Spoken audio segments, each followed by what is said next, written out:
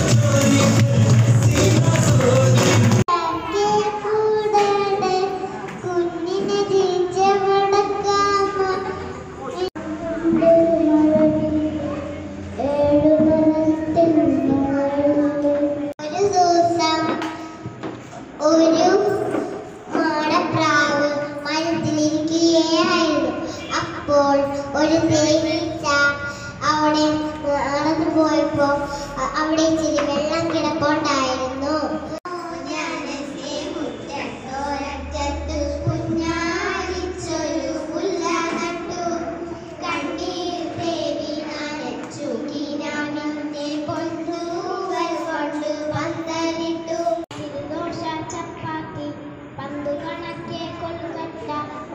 ഉടുപ്പിട്ട ഇല അടിക്കും ഇഡലി പുട്ട് മൂലപ്പം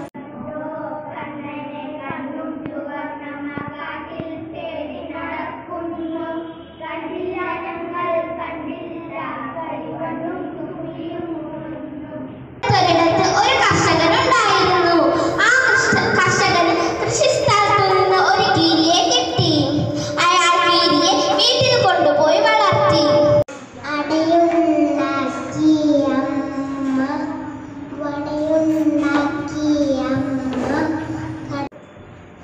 ഒരു ദിവസം ആമയും മുയലും പന്തയം വെച്ചു.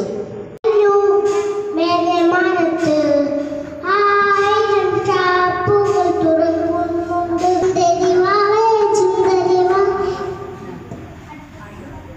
ചായോ ചായോ ചായോ ചായോ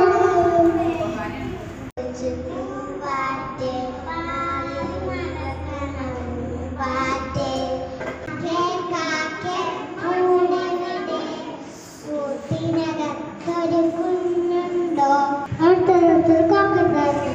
ആ കാക്കണ്ട